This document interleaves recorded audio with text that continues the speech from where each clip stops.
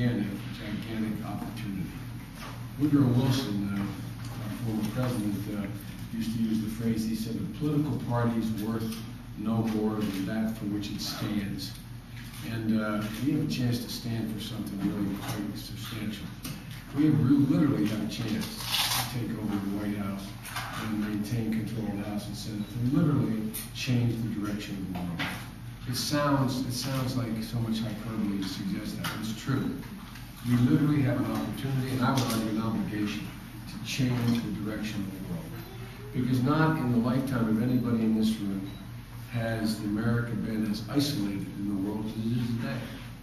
There's not a time you can name in our history where so few countries have looked to us. So few countries have agreed with our policy. We went in the year 2000 from being the most popular industrialized nation in the world, according to the Pew Foundation that outfitted them international polling, to being one of the least respected nations in the world in a matter of just 7 years. And it has real consequences for America, real negative consequences for America. And so we have a chance. We have a chance. I would argue we have an obligation as a party to turn that around. We have an obligation, an opportunity to lead this country in really doing some really good things, and domestically, the same way. Here we are in the United States of America, just in a matter of a couple of years. How did we go from being here in the 90s and right in the year 2000, being a united country, to all of a sudden becoming this country that's either red or blue, that we're divided so drastically? We thought we think of ourselves as a nation as a divided nation. We talk about the fact that 30 states are red states and 20 states are blue states, as if we don't share the same values. The truth of the matter is we share the same values. You know, the woman raising 2 kids in Winterset has no different obligations or dreams or aspirations for a kid than a woman raising 2 kids in Brooklyn, New York, or down in Bayou Lafourche, Louisiana. Well, what's happened? How do we get to the point where we act like we are so different, that our values are so different? We bought into this politics of division. We bought into it in a way that I think Karl Rove sort of made it an art form, but we kind of bought into it. And so if we're going to do anything that's going to really matter for average Americans, we got to unite this country again. We got to make sure that we elect the president who has as much credibility in Nebraska as he does in Iowa, a red state and a blue state. We got to elect the president of the United States who's able to have as much credibility in Louisiana as in Washington State. And that means reaching out and talking about the common values we all have and the common aspirations we all have. But you know, folks, as you think about it, and you think about the opportunities we have as a party to lead this country, and you know, it's kind of like every 2 years, every 4 years in a presidential race, there's sort of a new job description. You know, the application a presidential candidate has to fill out, and it has a job description.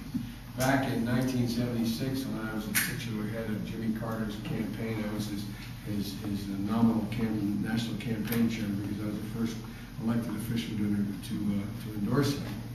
The job description said, restore America's honesty, restore America's integrity. That's what it was all about after the debacle of Nixon. Well, today it's a different job description. It says, restore America's place in the world and give the middle class a fighting chance again. Because now, as I said, we've never been more isolated. And I would argue in the last 5 decades, the middle class has never been as uncertain about their future as they are now. Just as uncertain about their future. We talk about and we care about and we should the poor. I got involved in politics as a 27-year-old kid coming back to my home state of Delaware from law school in 1968, where my city, the city of Wilmington, Delaware, was one of those few cities that was burned down. About a quarter was burned to the ground because of the riots after Dr. King's assassination. So I came back to a state that was really very, very much divided and angry. And I got involved in politics because of the civil rights movement, because of the poor, because of the disadvantaged. It didn't take me long to figure out that if the middle class is not doing well, the poor is in trouble. Because all the consensus for all those things we need to do to help the poor and the disadvantaged doesn't come from the rich. It comes from us. It comes from average middle-class people. Middle-class people are the ones who provided the consensus to make sure there was a thing called supplemental Social Security, to make sure that there was Medicaid, to make sure that there was Pell Grants to help poor kids get to school, to make sure that civil rights laws were what they are. And right now, the middle class is in some real trouble. We're actually declining. It's harder and harder for people making a decent wage, what would be considered a decent wage in the last 10 years, to make it. And Washington and both parties tend to forget how hard it is for families in the middle class to fill up that car twice a week, the husband's and wife car, to make sure you are able to have the home heating oil and the cost of it, and make sure at the same time you keep your health care if you have it privately, or worry about whether or not your company's going to maintain it, and figure out how to send your kid to college and how you're going to deal with that. Just college education, the cost of health care, and the cost of energy has gone up over 75% on average, all three of those things. And for normal people, that's a big deal. That's a big deal.